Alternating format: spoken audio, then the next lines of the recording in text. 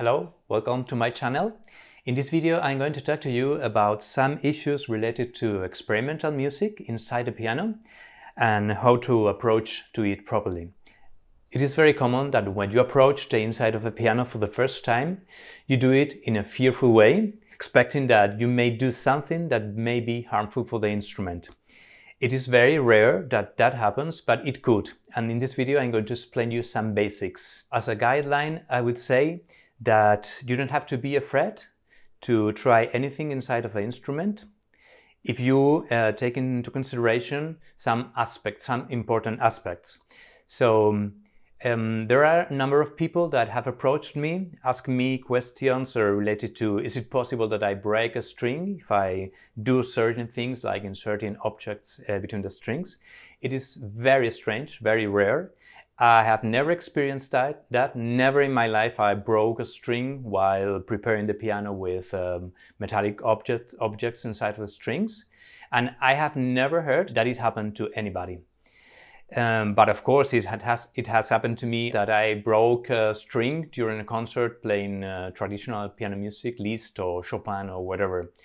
So this is my own experience and I wanted to share it with you. Also consider that the piano is not a box of diamonds. It is just a mechanical instrument. If something gets broken or if something gets out of its place, it can be replaced again or fixed. As a basic principle, you have to consider that there are two parts of a piano, two parts that we can approach, that we can touch, that you have to be a little bit more careful with. So the first one is, of course, the dampers. If possible, you wouldn't like to touch the dampers, but if you have to do it, I will show you the proper way.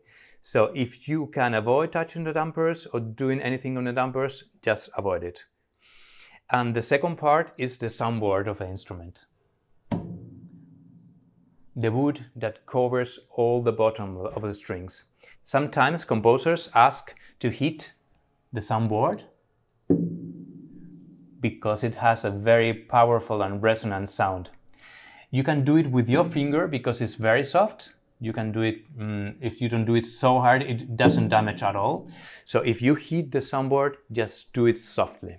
Coming back to the dampers, there are some times when you have to do things on the dampers, like put in stickers, just to mark some of the notes and know what note you have to maybe play a pizzicato or harmonic or whatever.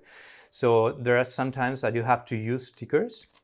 If you do it, it is the proper way to do it is with the dampers down and pressing a little bit the sticker. Apart from that, if you are inserting any object inside of the strings, it's just the opposite. You have to have all the dampers up. So all the dampers are now up and you can touch the strings, you can move them onto the sides and it doesn't affect to the damper at all. So this is why you need to have them up. Anytime you touch the strings to do whatever or insert objects, all the dampers have to be up. This is something that you are going to hear me repeat over and over again. Have always in mind that it's always your responsibility what you do inside of the instrument. If something doesn't fit to your thinking about how the piano should be treated, you have to talk to the composer and suggest some different options. So it's always your responsibility, and I would suggest something that I say many times. It would be something like walking in the woods. You wouldn't leave anything behind. So the same thing will be with the piano. You may experiment whatever you want, but you don't want to have any traces of whatever you have done inside the piano for the next person to come. Of course, it is different if you are on your piano, in which case you can do whatever you want. But if you are in a piano that is not of yours, don't do anything that leaves traces behind.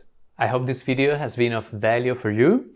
And if possible, if you know anybody that could be interested in beginning experimenting with the piano, you may like to share this video. And if I can leave you with something, I will say don't be afraid to try anything as long as you have some caution about what you are doing.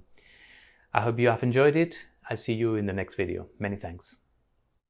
If you like the content of this channel and want to help us with it, follow the links below. Thanks a lot.